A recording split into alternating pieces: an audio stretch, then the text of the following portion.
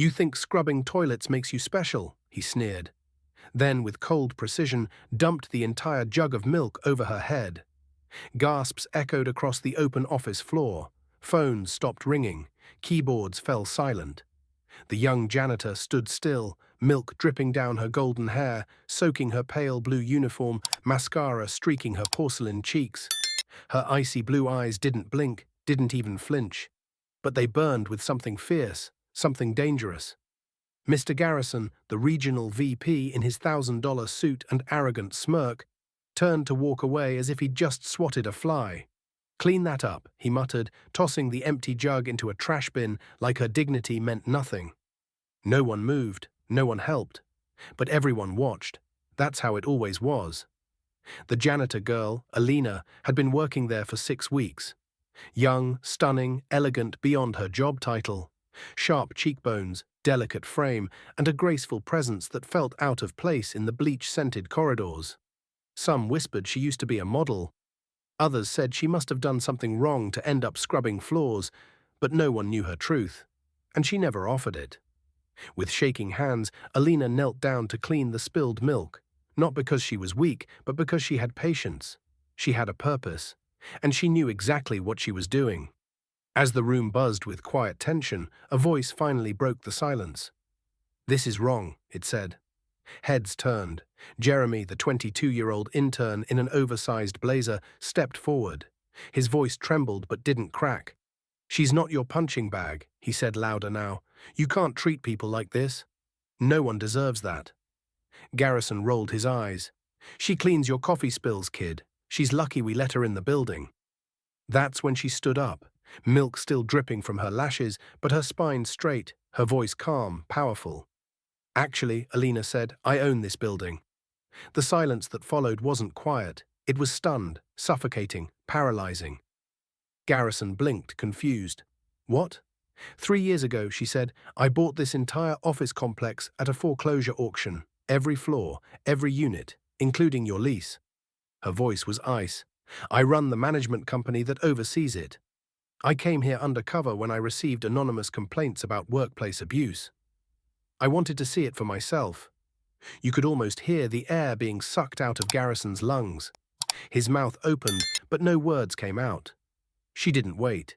"In 6 weeks, I've seen everything. The yelling, the belittling, the arrogance. Today you poured milk over someone you thought couldn't fight back. That was your last mistake." She reached into her pocket and handed a sealed envelope to a nearby HR rep.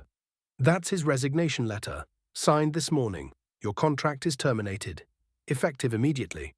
2 security guards emerged from the back office. Garrison looked around wildly, pleading with his eyes.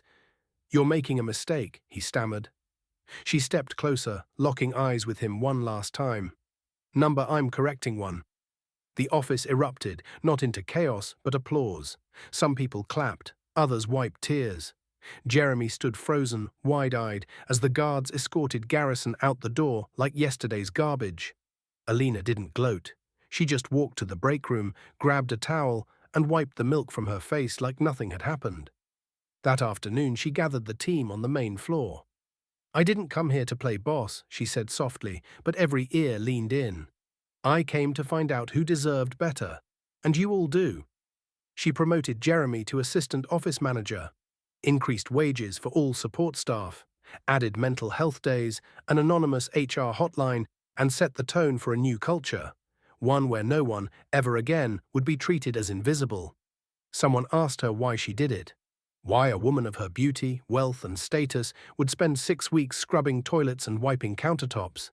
She smiled. "Because you don't really know a company's soul until you see how it treats the people it thinks don't matter." That night, a video of the milk incident went viral. Someone had caught the whole thing on their phone.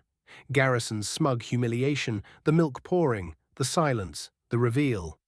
It hit 10 million views by morning. The caption read, "Boss humiliates janitor, then learns who she really is." Garrison never worked in corporate again. His name was synonymous with arrogance, but Alina, she became a legend, not for her money, not even for her beauty, but for her quiet power, for how she used it.